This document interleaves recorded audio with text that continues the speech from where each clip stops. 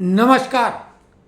कल 4 जून को लोकसभा चुनाव 2024 का परिणाम आ ही जाएगा, लेकिन उसमें जो मुख्य रोचक बातें होंगी जो परिणाम के बाद निकलेंगी, चतुर्थ स्तंभ की तरफ से मैं चंद्रहास दीक्षित उन बातों को बता रहा हूँ जो कल हमारे अनुमान के आधार पर हो जाएंगी।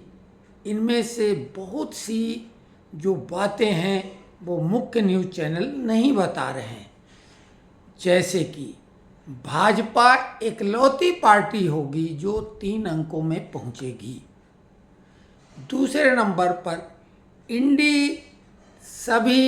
इंडी अलायंस गमंडिया गैंग 3 अंकों में पहुंचना बेहद बेहद बेहद मुश्किल। कांग्रेस, डीएमके, टीएमसी इंडी घटक दलों के मात्र ये 3 दल ही 2 अंकों में पहुंच पाएंगे। बाकी कोई भी दल, चाहे आरजेडी हो, चाहे सपा हो, चाहे शिवसेना उद्धव ठाकरे ग्रुप हो, ये कोई भी 2 अंकों में भी नहीं पहुंच पाएंगे। अन्य जो दलों में केवल YSRC जो है वो आंध्रा में 2 अंकों में पहुंचने की संभावना है। बस वो भी हो सकता है कि 9 तक ही पहुंच पाए।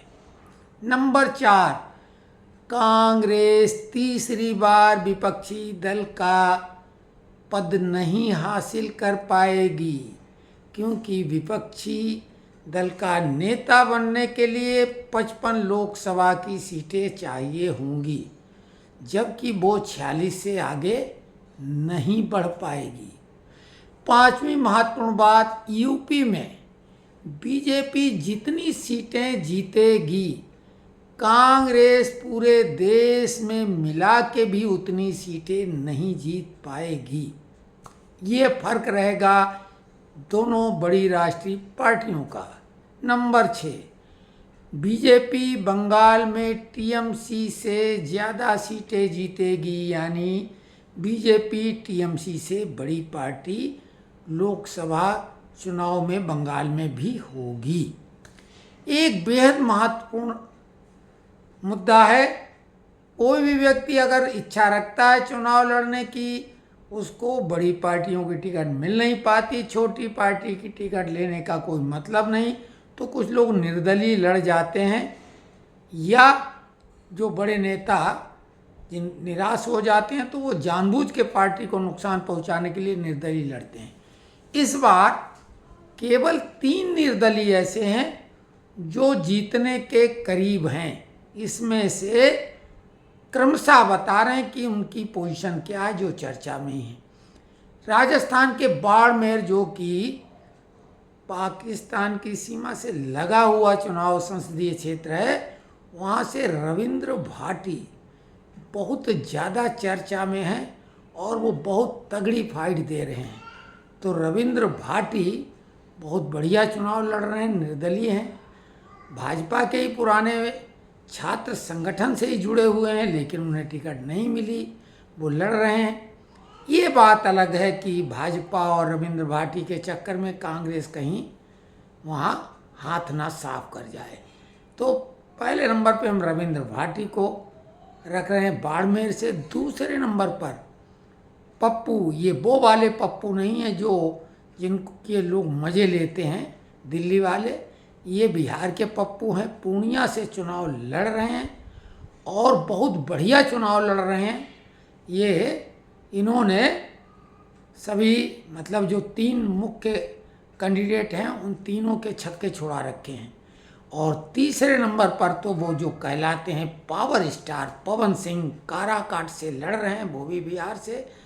ये 3 निर्दलीय, इनमें 2 जीत सकते हैं क्रमशः। ये पवन सिंह भी बढ़िया चुनाव लड़ रहे हैं, लेकिन वो भाजपा को नुकसान पहुंचा सकते हैं, भाजपा के मतलब एनडीए को, क्योंकि उपेंद्र कुशवाहा वहाँ से लड़ रहे हैं। अब उसके बाद में एक बेहद महत्वपूर्ण आंकड़ा दे रहे हैं जो कि अभी कोई नहीं बताएगा, और ये दावा है, कोई चैनल इसी चर्चा भी नहीं कर रहा होगा, क्योंकि तरह तरह से वो आइडिया निकालते हैं। सबसे अधिक मतों से कौन जीतेगा? वो होंगे मध्य प्रदेश के इंदौर शहर के शंकर लालवानी। इंदौर जो स्वच्छता के मामले में लगातार पूरे देश में नंबर 1 पायदान पर रहा है, वहाँ से शंकर लालवानी के खिलाफ अक्षय कांतिबम कांग्रेस के उम्मीदवार ने नाम अपना वापस ले लिया। तो वो कुल मिला के अब उनके सामने कोई मुकाबला नहीं है। तो शंकर लालवानी सर्वाधिक मतों से जीतने वाले कैंडिडेट बनेंगे। 9वें नंबर की बात जो है वो ये है कि भाजपा ऐतिहासिक प्रदर्शन करेगा। भाजपा की सर्वाधिक सीटें इस चुनाव में आने वाली हैं। हालांकि लगातार दूसरी बार भी उन्होंने सीटें बढ़ाई थी, लेकिन तीसरी बार भी भाजपा ऐसा करने जा रही है जो कि कोई भी पार्टी कभी लगातार तीसरी बार सीटों को नहीं बढ़ा पाई है। तो ये ऐतिहासिक अवसर भाजपा के लिए कहलाएगा, जो कि दर्ज भी होगा। तो ये 9 मुख्य बातें हैं। चुनाव में तो बहुत कुछ कहा जा सकता है, थोड़ा सा लीक से हटके ये बातें हैं। अगर ये रुचिकर लगी हों, अच्छी लगी हों, और कल शाम को इनको क्यूरी करना कि 9 में से कितनी बातें सही निकली हैं।